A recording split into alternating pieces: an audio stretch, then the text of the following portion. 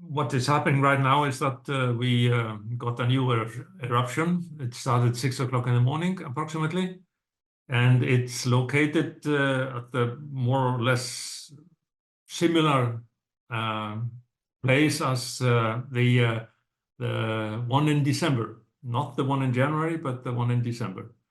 So it's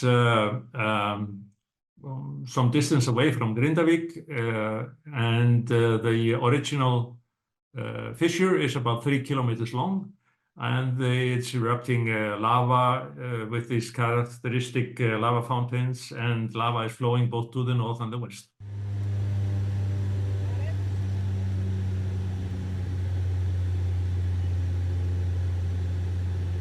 It does not pose a threat to Grindavik, to the town, apparently. Let's just say that the fissure doesn't start to sort of grow to both ends. It could pose some threat to the road to Grindavik, and it could pose some threat to the power plant and even to the Blue Lagoon.